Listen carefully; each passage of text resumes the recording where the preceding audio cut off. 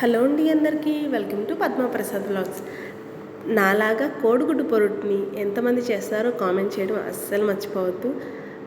ఇలా ఒక్కసారి ట్రై చేయండి. కోడిగుడ్డు పొరుటు ఎప్పుడు చేసినా కమ్మగా మంచి టేస్టీతో లైట్ స్పైసీతో చాలా బాగుంటుంది. క్విక్గా చూపించేస్తాను, వచ్చేయండి. ముందుగా కడాయి పెట్టుకొని ఆయిల్ వేసుకొని ఆయిల్ కాస్త వేడెక్కాక సన్నగా తరిగిన ఉల్లిపాయ తురుము వేసి 2 పచ్చిమిర్చిని కూడా వేసి, పచ్చిమిర్చి పండిపోయినాయండి, అవే వేసాను, కంగారు పడకండి.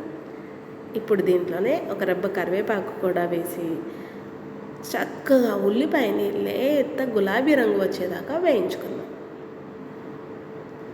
ఈ కూర రుచి అంతా ఉల్లిపాయ వేగడంలోనే ఉంటుందండి. ఇంకొకటి గుర్తుపెట్టుకోండి, ఎంత వీలు కుదిరితే అంత వీలుగా సన్నగా తరగండి, అప్పుడే కూర ఒదిగిస్తుంది.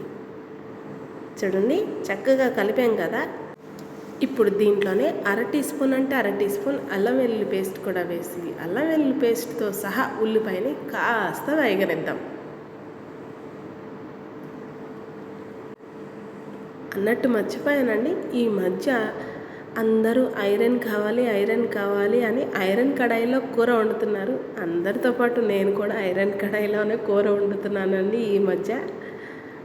ఎందుకు ఏం చెప్తారో అసలు అర్థమే కాదు. అందరూ చెప్పింది అలా ఫాలో అవుతారు, నేను కూడా అలాగే ఫాలో అవుతున్నాను. ఐరన్ కడాయిలో కూర వండితే ఐరన్ ఎలా వచ్చిందండి? నాకు తెలియక అడుగుతున్నాను. చూడండి, ఉల్లిపాయలు లైట్గా పింకిష్ షేడ్ వచ్చాయి కదా. ఇప్పుడు దీంట్లో 1/2 టీ స్పూన్ దాకా పసుపు, రుచికి సరిపడా ఉప్పు వేసుకుంటున్నాను. మీ రుచికి సరిపడా ఉప్పు వేసుకోండి.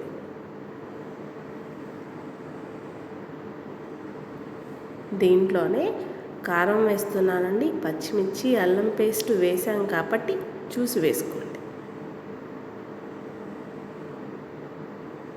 ఇప్పుడు స్పైసెస్ అన్నీ కూడా యాడ్ చేసేసాం కదా. ఒక్కసారి ఈ ఆయిల్లోనే ఈ ఉప్పు కారాలు కూడా కాస్త వేగనిద్దాం.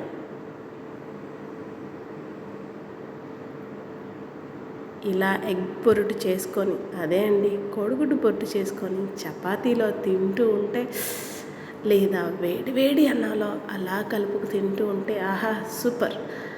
కాస్త వేగిన తర్వాత నేను 5 గుడ్లు వేస్తున్నానండి. డైరెక్ట్గా గుడ్లని కడాయిలోనే కొట్టి అలా వేసి కాసేపు అలా వదిలేస్తే చక్కగా మగ్గిపోతుంది. కోడిగుడ్డు పొట్టు 2-3 రకాలుగా చేస్తానండి. ఆల్రెడీ మన ఛానల్లో నేను 2 రకాలు పోస్ట్ చేశాను. ఇది ఇంకొక రకం. ఎలా చేసిన కూర కమ్మగా ఉంటే ఇంట్లో వాళ్ళు అది కూడా ఇష్టంగా తింటే ఆ తృప్తే వేరు కదా మనకి.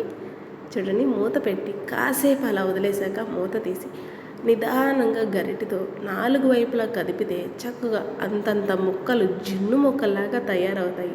ఆ ముక్కని అలా అన్నంలో కానీ చపాతీలో కానీ పెట్టుకు తింటే ఆహా స్వర్గం అంతే.